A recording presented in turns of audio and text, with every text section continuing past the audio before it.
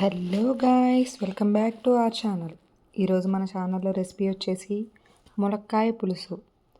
నేను చెప్పిన tips follow అయితే ఈ ములక్కాయ పులుసు ఎంతో టేస్టీగా, ఈజీగా, సింపుల్గా తయారు చేసుకోవచ్చు.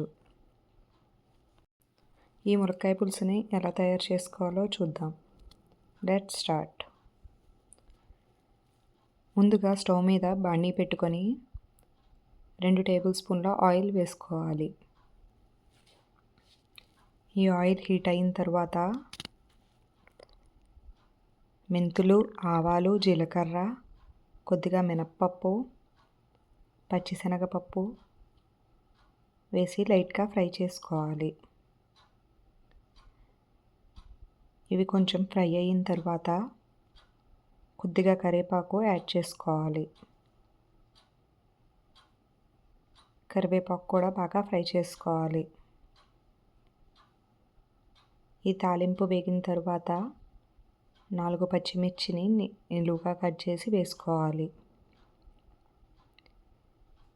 ఇవి కొంచెం ఫ్రై చేసుకున్న తర్వాత 2 లేదా 3 ఉల్లిపాయ ముక్కల్ని సన్నగా తరిగి యాడ్ చేసుకోవాలి.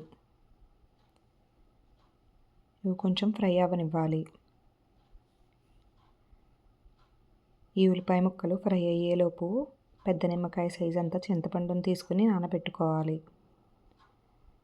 ఇవి కొంచెం రంగు మారాక 2 టొమాటోను ముక్కలుగా కట్ చేసి వేసుకొని ఒకసారి కలిపి ఈ టొమాటో మెత్తబడేంత వరకు కాసేపు మూత పెట్టి మగ్గనివ్వాలి. తరువాత మూత ఓపెన్ చేసి ఈ టమాటో ముక్కల్ని గరిటెతో మెత్తగా మెదుపుకోవాలి.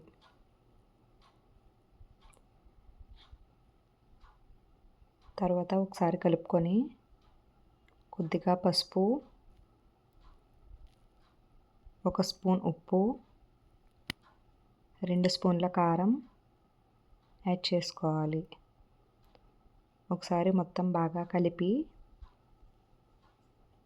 ముందుగా కట్ చేసుకున్న 2 ములక్కాయల్ని ముక్కలు యాడ్ చేసుకోవాలి.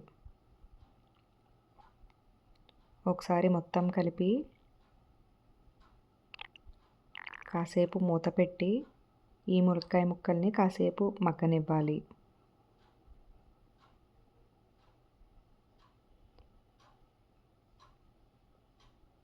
తర్వాత మూత ఓపెన్ చేసి ముందుగా నానబెట్టిన చింతపండు నుంచి తీసిన చింతపండు పులుసుని యాడ్ చేసుకోవాలి.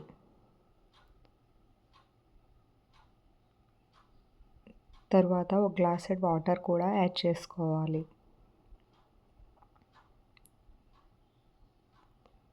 ఒకసారి కలిపిన తర్వాత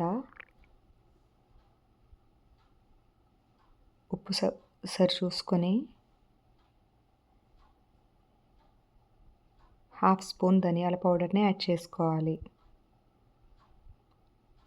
తర్వాత ములక్కాయ ముక్కల్ని ఉడకనివ్వాలి.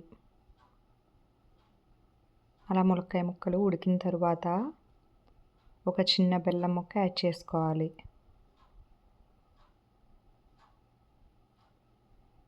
బెల్లం మొత్తం కరిగిన తర్వాత కొత్తిమీర చల్లి ఒకసారి మొత్తం బాగా కలిపి స్టవ్ ఆఫ్ చేసుకోవాలి. స్టవ్ ఆఫ్ చేసుకున్న తర్వాత చల్లారితే కన్సిస్టెన్సీ ఇలా ఉండేలా చూసుకోవాలి. ఈ రెసిపీ కనుక మీకు నచ్చినట్లయితే please like, share and subscribe to my channel. Thank you.